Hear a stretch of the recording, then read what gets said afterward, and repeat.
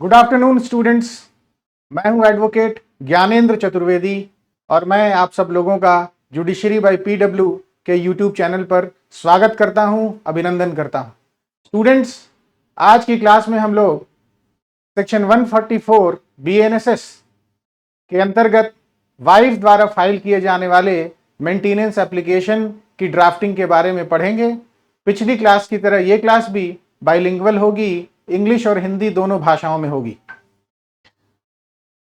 Students, class शुरू करने से पहले मैं आप सब लोगों को ये बताना चाहूंगा कि आप सब लोगों के लिए जुडिशरी बाय पीडब्ल्यू लेकर आया है प्रतिभा बैच, जो लीगल ड्राफ्टिंग, एडवोकेसी, एथिक्स और लीगल रिसर्च को टारगेट करता है।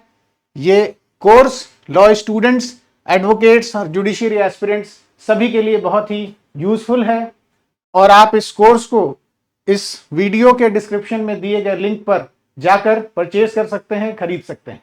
आइए अब आगे बढ़ते हैं। स्टूडेंट्स, ड्राफ्टिंग के बारे में विस्तार से पढ़ने से पहले एक बार हमें रेलेवेंट प्रोविजंस को जरूर देख लेना चाहिए, रेलेवेंट प्रोविजंस को जरूर जान लेना चाहिए। तो as we all know that we are dealing with the drafting of an application under section 144 of BNSS 2023, and section 144 of BNSS deals with order for maintenance of wives, children and parents. Now let's go to the relevant provisions of section 144. So as per the provisions of section 144 clause 1, if any person having sufficient means neglects or refuses to maintain his wife, his minor legitimate or illegitimate child, his major legitimate or illegitimate child, provided such child is suffering from physical or mental abnormality or injury, or his father or mother, then in such case, magistrate of the first class, upon proof of such neglect or refusal, order such person to make a monthly allowance for maintenance of the wife, children or parents. So this is the relevant provision of section 144 BNSS. आइए अब इस provision को थोड़ा सा analyse करते हैं। तो the person by whom an application under section 144 is filed is called the applicant.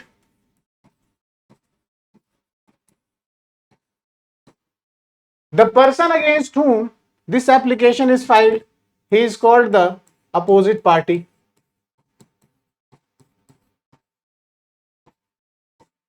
Now we will be also analyzing the circumstances under which this application can be filed, and we will also be discussing the forum, the court before which this application has to be filed.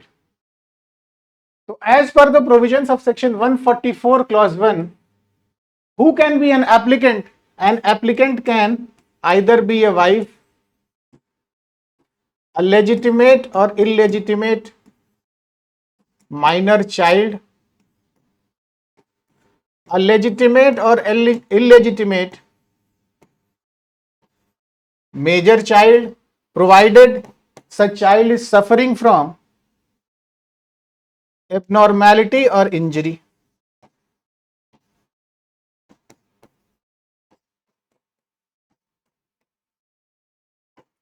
And parents. So any one of these persons can be an applicant under section 144 clause 1. Now against whom? Who can be an opposite party under section 144? So if this application is being filed by the wife, then her husband. If this wife is being filed, children is being filed by the children, then it can be the parents, either of the parents. And if it is being filed by the parents, then it can either be sons or daughters. तो अगर पत्नी इस प्रावधान के अंतर्गत एक आवेदन दायर करती है तो उसको अपने पति के विरुद्ध ही ये एप्लीकेशन दायर करना होगा। इसी प्रकार अगर बच्चे इस प्रावधान के अंतर्गत एक एप्लीकेशन दायर करते हैं, एक आवेदन दायर करते हैं, तो अपने माता पिता के विरुद्ध ये एप्लीकेशन दायर कर सकते हैं। और अगर पेरेंट्स, माता पिता इस प्रावधान के अंतर्गत कोई आवेदन दायर करते हैं तो वो अपने सन्स या डॉटर यानी अपने पुत्र या पुत्री के विरुद्ध ये आवेदन दायर कर सकते हैं। इस धारा के अंतर्गत वो ये सारे पर्सन्स इस एक एप्लीकेशन दायर कर सकते हैं इन पर्सन्स के विरुद्ध। तो हु कैन, अगर if I have to summarise, who can be an applicant? It can either be a wife, children और parents. And who can be an opposite party? It can be a husband, it can be a parent, it can be a son or a daughter. अब what are the circumstances? ऐसी कौन सी परिस्थितियां हैं जिनमें applicant को यह अधिकार दिया जाता है कि वो अपोजिट पार्टी के विरुद्ध धारा 144 BNSS के अंतर्गत एक एप्लीकेशन दायर कर सके, फाइल कर सके। तो पहली कंडीशन ये है कि the opposite party must have sufficient means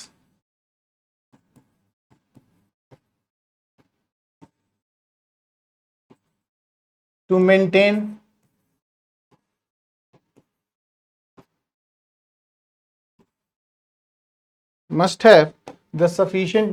means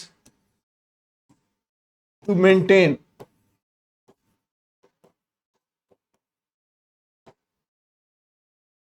दूसरी कंडीशन है कि the opposite party must refuse और neglect to maintain the applicant. तीसरा है कि the applicant must be unable to maintain himself और हरसेल्फ।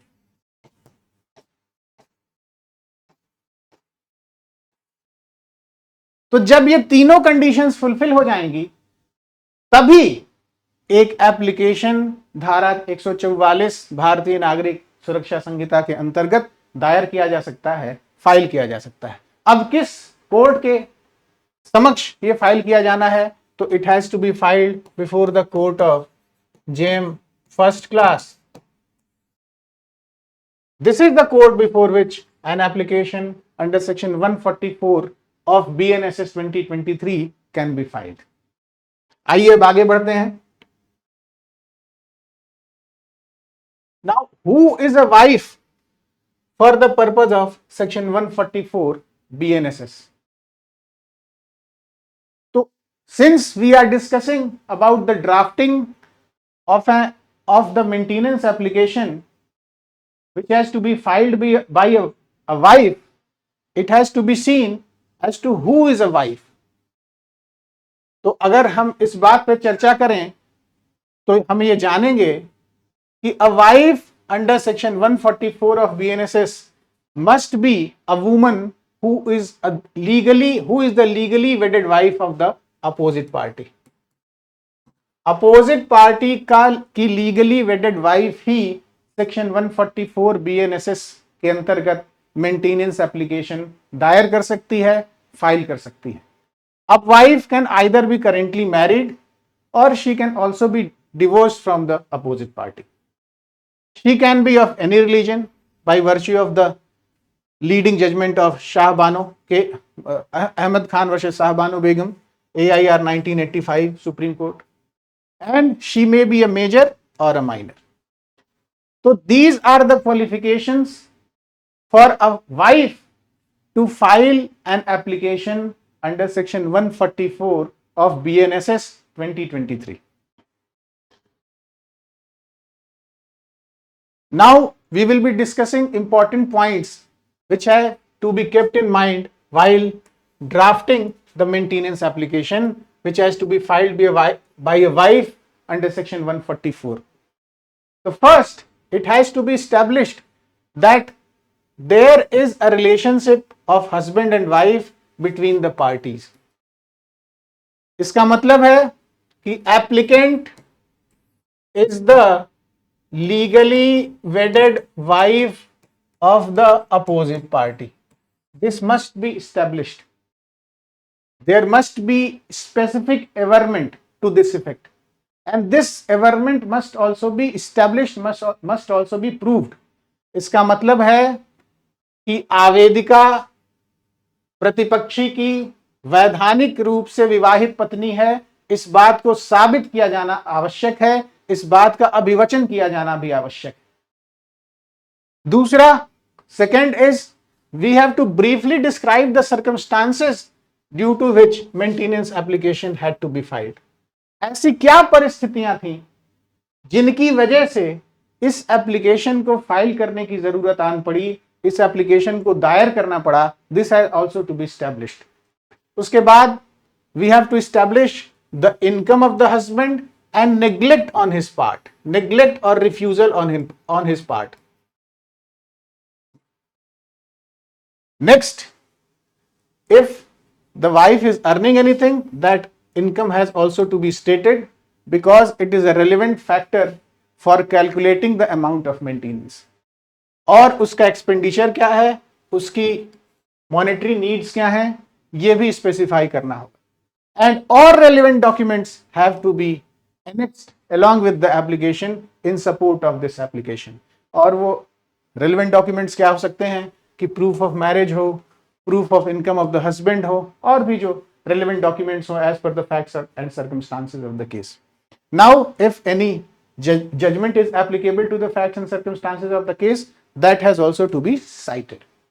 तो these are the important points that have to be kept in mind while drafting maintenance application under section 144 of BNSS, and that which maintenance application has to be filed by a wife. Now, if we have to analyze the structure, then one by one, part wise, we shall be analyzing the structure. So, first, this is the structure relating to title of the draft. तो title of the draft में court की complete description, किस district में वो court situated है वो भी specify करना है, और कोर्ट की सारी डिस्क्रिप्शन. उसके बाद एप्लीकेंट या पिटिशनर, उसकी सारी डिस्क्रिप्शन, कंप्लीट डिस्क्रिप्शन. उसमें एप्लीकेंट का नाम, if she is married then it has to be specified. If she is married with the opposite party, then if it has to be specified whether she is still the wife, and if she has obtained divorce, then it has to be specified whether the name of the father of the applicant has to be specified, her age and her complete address along with police station, that has to be specified. उसके बाद husband who is the opposite party, उसका नाम, उसका parentage, उसकी as और उसका residence, complete residential address along with police station, that has also to be specified. Now the relevant provision under which this application is being filed, that has also to be specified on the right hand side of the application, and the relevant provision is section 144 of BNSS. अब अगर हम इसी draft को हिंदी में देखें तो हमें court का पूरा ब्यौरा देना होगा, जिस जनपद में वो कोर्ट अवस्थित है उस जनपद को भी लिखना होगा. इसके साथ पत्नी का नाम, अगर आवेदिका प्रतिपक्षी के साथ अभी भी विवाहित है तो पति का नाम, अगर विवाहित नहीं है, वो तलाकशुदा है, तो फिर पिता का नाम, that has to be specified. उसके बाद उसकी उम्र और उसका पूरा निवास स्थान का ब्यौरा, थाना, ये भी स्पेसिफाई करना होगा. इसी प्रकार से अपोजिट पार्टी के लिए उसका नाम, उसका पेरेंटेज, उसकी उम्र, उसका निवास स्थान और थाना, ये भी स्पेसिफाई करना होगा. और उसके बाद जो सुसंगत प्रावधान है उसको भी स्पेसिफाई करना होगा, उसको भी बताना होगा.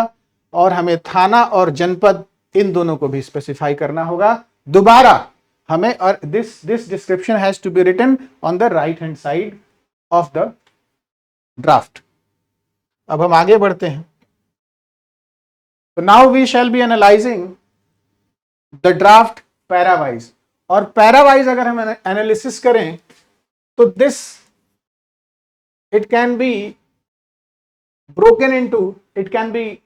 broken into 3 or 4 parts। तो पहला है कि brief description,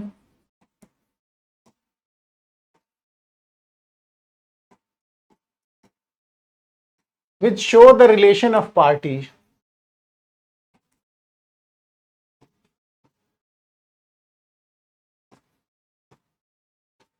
and if there is any issue born out of the marriage,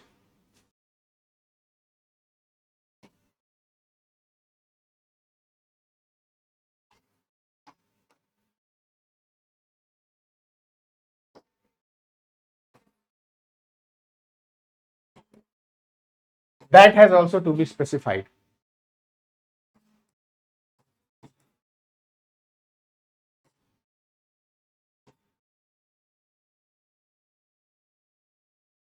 So now it has to be stated specifically that the applicant is the legally wedded wife of the opposite party, and it has also to be stated on which date the marriage was solemnized between the opposite party and the applicant, and relevant proofs have also to be annexed। So in our draft we are attaching the wedding card and the photographs which show the applicant and opposite party together। Now in our draft we are also specifying that a girl was born out of the wedlock on such and such date। So this has to be specified।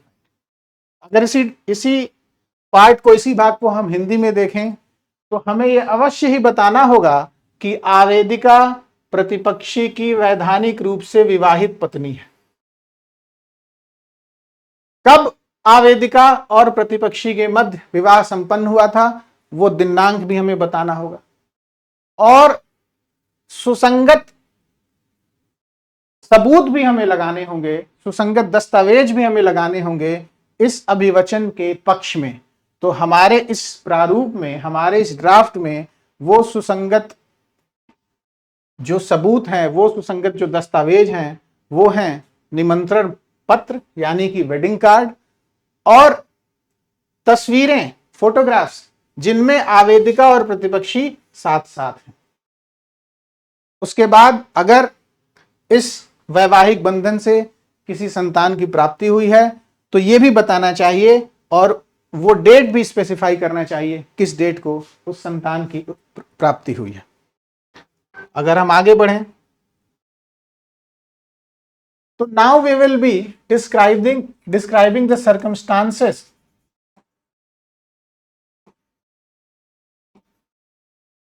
which led to the filing of application।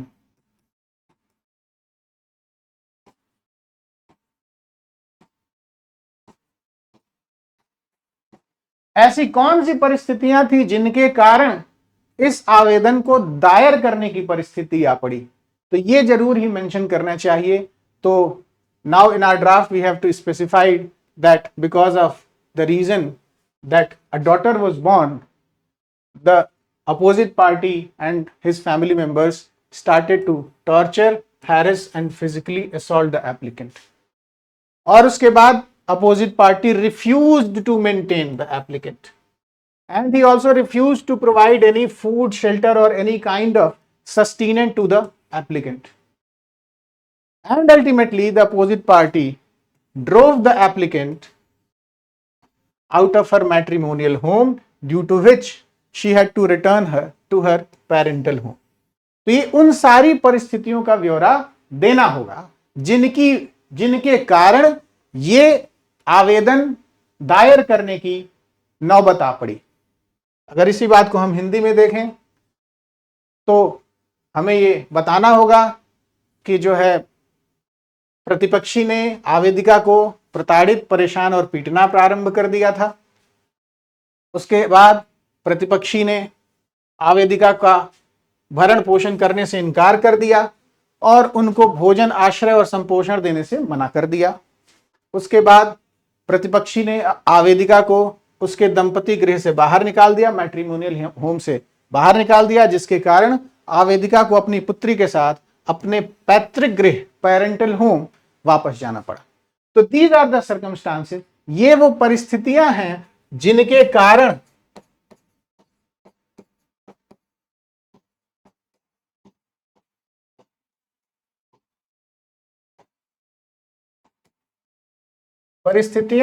कारण यह आवेदन दायर करना पड़ा।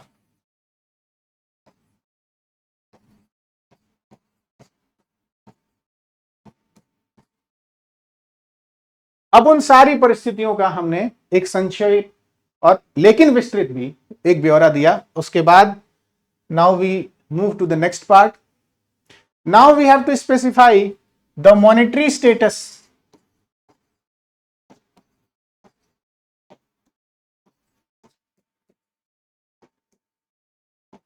of the petitioner and the opposite party.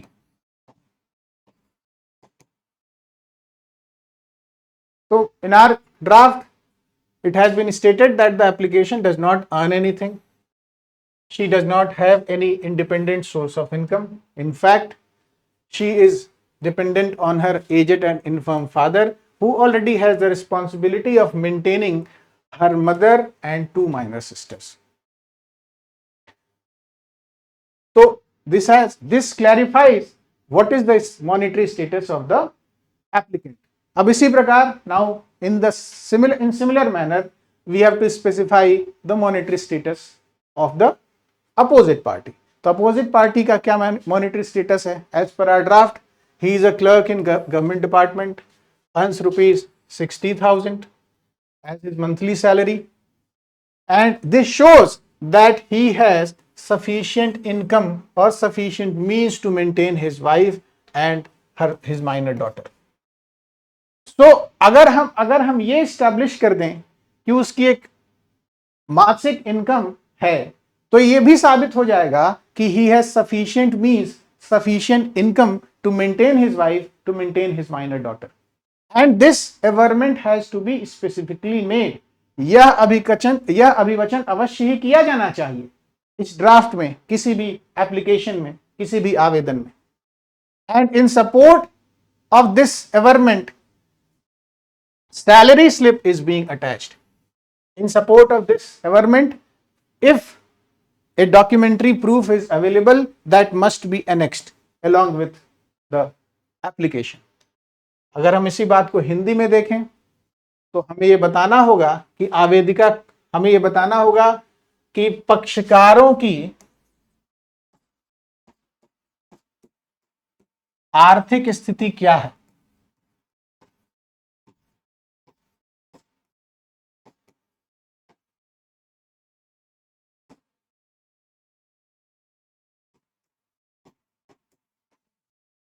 तो हमारे draft में, हमारे प्रारूप में आवेदिका कोई उपार्जन नहीं करती है। She does not earn any money, और उसकी आय का कोई स्वतंत्र स्रोत नहीं है। She does not have any independent source of income. वस्तुतः, वास्तव में आवेदिका अपना भरण पोषण कर पाने में असमर्थ है और वर्तमान में अपने वृद्ध और अशक्त पिता पर भरण पोषण के लिए निर्भर है, जिन पर पहले से ही आवेदिका की मां और उसकी 2 अवयस्क बहनों की देखभाल व भरण पोषण की जिम्मेदारी है। तो this specifies the monetary status of the petitioner. ये आवेदिका की आर्थिक स्थिति को उजागर करता है, उसका एक संक्षिप्त ब्यौरा देता है ये पैराग्राफ। उसके बाद इसी प्रकार हमें प्रतिपक्षी की आर्थिक स्थिति के बारे में भी बताना होगा। तो हमारे ड्राफ्ट में ये कहा गया है कि वो एक गवर्नमेंट डिपार्टमेंट यानी शासकीय विभाग में क्लर्क के पद पर कार्यरत है और मासिक आय के रूप में लगभग 60,000 रुपए उपार्जित करता है, प्राप्त करता है, और जिससे यह साबित होता है कि वह अपनी पत्नी और पुत्री का भरण पोषण करने हेतु पर्याप्त साधन या स्रोत रखता है, परंतु इसके बावजूद प्रतिपक्षी आवेदिका व उसकी पुत्री का भरण पोषण करने से इंकार कर रहा है। He is refusing. प्रतिपक्षी की आय के प्रमाण के तौर पर उसकी वेतन पर्ची सैलरी स्लिप प्रस्तुत आवेदन के साथ संलग्नक 3 के रूप में संलग्न। तो if there is a documentary proof, अगर कोई दस्तावेज है तो उसे जरूर ही हमें इस आवेदन के साथ संलग्न करना चाहिए अपने इस अभिवचन के पक्ष में, अपने इस अभिवचन को साबित करने के लिए। अब now the requirement and liability part.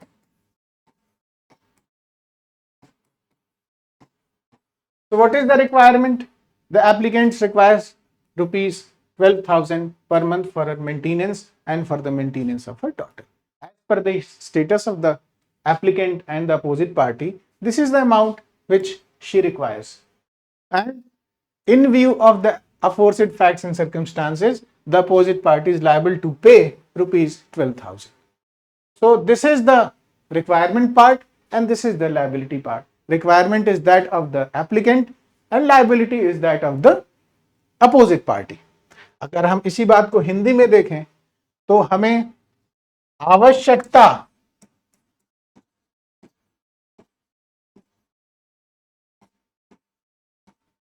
और देयता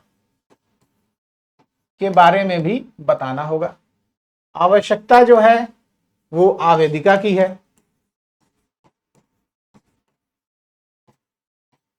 और देयता प्रतिपक्षी की है।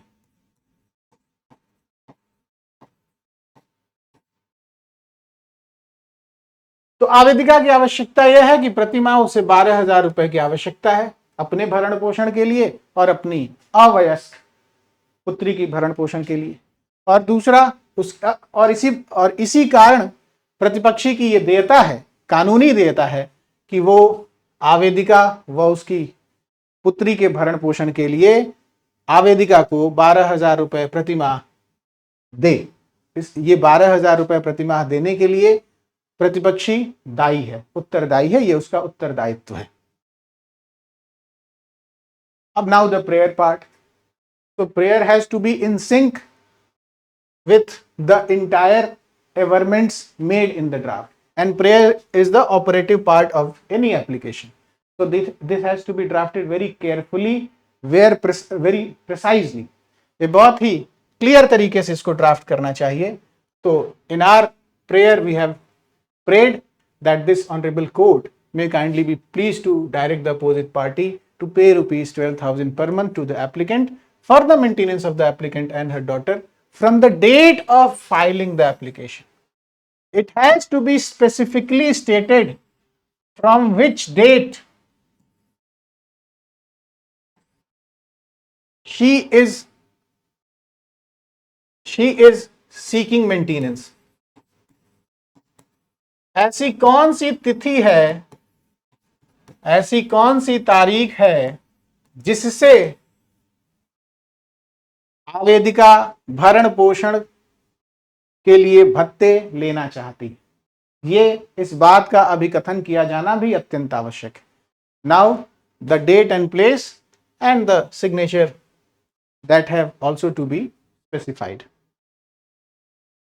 इसी बात को अगर हम हिंदी में देखें तो आवेदिका यह विनम्र प्रार्थना करती है कि माननीय न्यायालय आवेदिका को वर्तमान आवेदन दायर किए जाने की तारीख से, दिस इज द डेट, यही वो तिथि है जिस तिथि से आवेदिका भरण पोषण हेतु भत्ते लेने के लिए अपना आवेदन कर रही है। तो what is the status, what is the date? आवेदन दायर किए जाने की तारीख से आवेदिका व उसकी पुत्री के भरण पोषण हेतु प्रति माह रुपए 12,000 भुगतान करने के लिए प्रतिपक्षी को निर्देशित करने की कृपा करें। So a direction is being sought from the court to pay rupees 12,000 as the maintenance allowance, as monthly maintenance allowance. Now अब इसके बाद दिनांक और स्थान भी लिखा जाना है, एंड और उसके बाद आवेदिका का हस्ताक्षर, और अगर ये आवेदन अधिवक्ता द्वारा किया जा रहा है तो अधिवक्ता के भी हस्ताक्षर होंगे. So this completes our draft. ये हमारे आज की क्लास को कंप्लीट करता है. I hope you must have found this session insightful. और अगर आपको वीडियो पसंद आया हो तो आप इसे प्लीज लाइक, शेयर और सब्सक्राइब करें. जय हिंद.